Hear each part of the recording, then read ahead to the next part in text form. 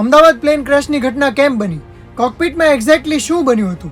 છેલ્લી ક્ષણોમાં કયા પ્રકારનો સંવાદ થયો અને આ ઘટના પાછળ કોનો વાંક હતો?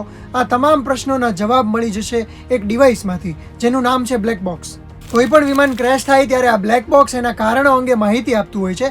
ઘણા બધા લોકોને એ પણ પ્રશ્ન હોય છે કે જે મટીરિયલમાંથી બ્લેક બોક્સ બનાવવામાં આવે છે એ જ મટીરિયલમાંથી આખું વિમાન કેમ નથી બનાવવામાં આવતું? તો આજના વિડીયોમાં આપણે સમજીએ બ્લેક બોક્સ વિશે અને વિમાન દુર્ઘટનામાં તેના રોલ વિશે. પહેલી વસ્તુ તો બ્લેક બોક્સ નામ સાંભળીને જો તમને લાગતું હોય કે એનો કલર બ્લેક હશે તો આ વાત ખોટી છે, કારણ કે બ્લેક બોક્સ ઓરેન્જ કલરનું હોય છે. એનો કલર કેસરી જેવો હોવા પાછળનું પણ એક કારણ છે કે જ્યારે કાટમાળમાં એ દટાયેલું હોય ત્યારે એને આસાનીથી મેળવી શકાય અને રિકવરી થઈ શકે. આ બ્લેક બોક્સ જે છે એ સ્ટેનલેસ સ્ટીલ અને ટાઇટેનિયમનું બનેલું હોય છે અને એની અંદર સિલિકા બેઝડ ઇન્સ્યુલેશન કરેલું હોય છે. એને બનાવવા માટે ICAOના કેટલાક ધારાધોરણો હોય છે. 1100 ડિગ્રી સેલ્સિયસ જેટલું તાપમાન એ સહન કરી શકે છે. આ સિવાય પાણીની અંદર 30 દિવસ સુધી વર્કિંગ કન્ડિશનમાં કામ પણ કરી શકે છે. એના પર ફોર્સ ટેસ્ટ એટલે કે દબાણનો test, fire test, water immersion test અને પ્રેશર ટેસ્ટ પણ કરવામાં આવતા હોય છે. અને આ બધી કસોટીઓમાંથી પાસ થયા પછી એને વિમાનના ટેલ ભાગમાં મૂકવામાં આવતું હોય છે. હવે તમને પ્રશ્ન થશે કે કોઈ પણ પ્રકારની વિમાન દુર્ઘટનામાં જ્યારે બ્લેક બોક્સ સર્વાઈવ કરી જાય છે તો આખું વિમાન એના જ મટીરિયલમાંથી કેમ નથી બનાવાતું? તો એની પાછળનું સૌથી મોટું કારણ છે વજન.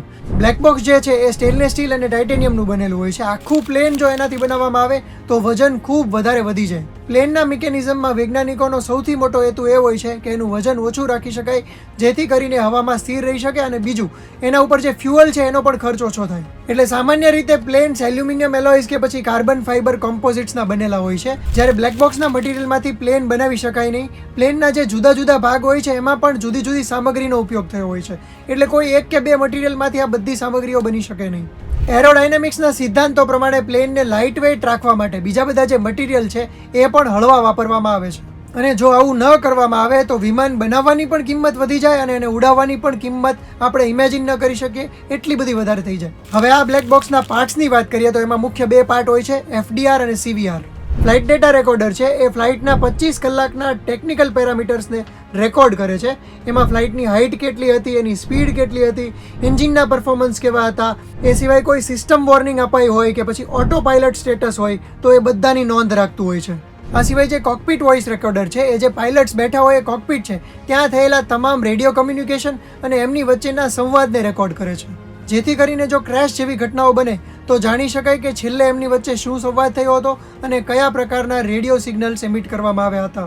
આ બ્લેક બોક્સનો જે કોન્સેપ્ટ છે એ ડેવિડ વોરન નામના એક સાયન્ટિસ્ટ લઈને આવ્યા હોવાનું માનવામાં આવે છે અને એની પાછળનું કારણ પણ એ માનવામાં આવે છે કે એમણે પોતે પોતાના પિતા એક ફ્લાઇટ ક્રેશમાં ગુમાવ્યા હતા. અમદાવાદમાં ક્રેશ થયેલા પ્લેન બોઈંગ 787નું બ્લેક બોક્સ પણ મેળવી લેવામાં આવ્યું છે. ત્યારે એક્સપર્ટ્સ આ ફ્લાઇટ ક્રેશ પાછળના કારણો શોધવાનો પ્રયાસ કરશે અને આવનારા સમયમાં આ ઘટના પાછળના ચોક્કસ કારણો આપણે જાણી શકીશું.